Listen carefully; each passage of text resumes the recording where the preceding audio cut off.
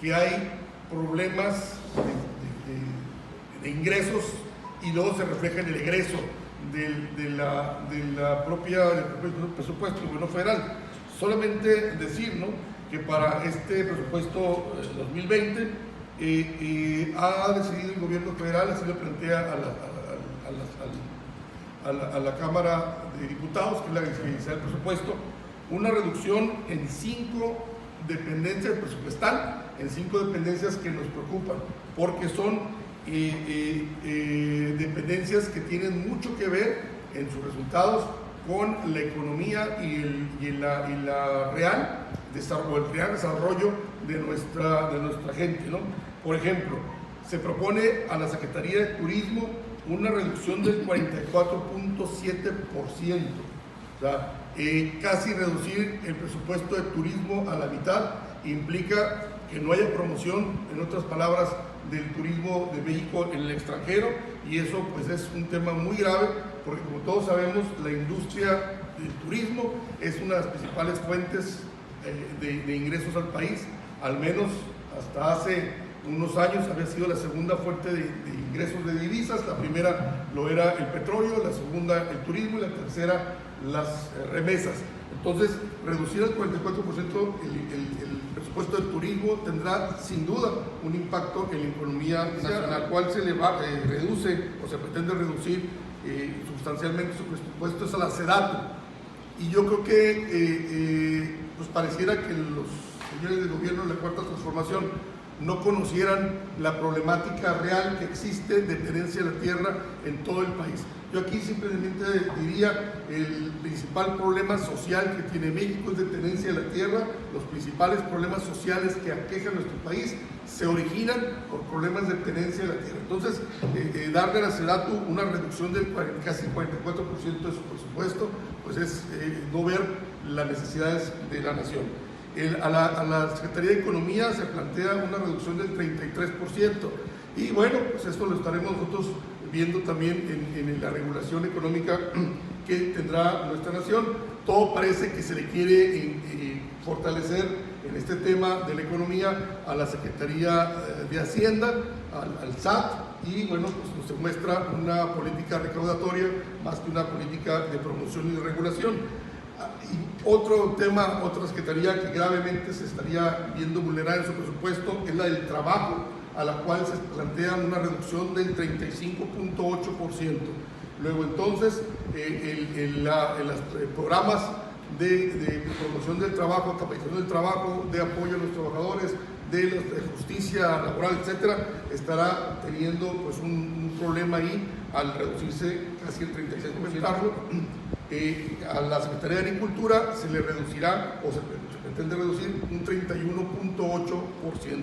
Esperamos que a más a detalle, cuando se vea en la Cámara de Diputados, se entienda que estas 5 secretarías son fundamentales para el desarrollo del país. Estamos hablando, reitero, turismo, tenencia de la tierra, economía, trabajo y agricultura. Si no se entiende que son las secretarías fundamentales para el desarrollo del país, pues creo que estamos teniendo un gobierno con políticas públicas equivocadas. Hemos dicho y se ha señalado a nivel nacional que sentimos un ataque a los contribuyentes por parte del gobierno, con las políticas públicas que pretenden que haya una fiscalización más persecutoria y que incluso pretendan asimilar los errores en tu facturación o situaciones que se encontraran de no declaración, incluso con pena de cárcel para si fuese crimen organizado, asimilando pues al delito de crimen organizado. Y bueno, esa sí es una política recaudatoria, persecutoria, y que le daría un sesgo más que económico, un sesgo de política penal. Y bueno, en Acción Nacional estamos proponiendo, más que buscar ese terrorismo fiscal, que en las políticas públicas en este 2020 tiendan a la recuperación del crecimiento. Un crecimiento económico del 0% que está teniendo nuestro país, pues sin duda no nos llevará a buen resultado, y de entrada están proponiendo 2 grandes rubros en materia de impuestos. Uno, la reducción del ISR al 25% y la reducción del IVA a nivel nacional al 10%. Cabe señalar, esta es una promoción que hacen nuestros diputados, que para el caso de la frontera se pretende que sea el 8%, pero generalizado, que ya no tenga que tener así que sea por ley, no por un decreto. Morena es populista, es de crecimiento, esto se ha mostrado ahorita al 0%, con un terrorismo fiscal como señalábamos y un gasto en la clientela electoral. Sin embargo, el PAN propone una economía responsable que genere empleos con una reforma fiscal como la que señalábamos y un gasto en seguridad, educación y salud.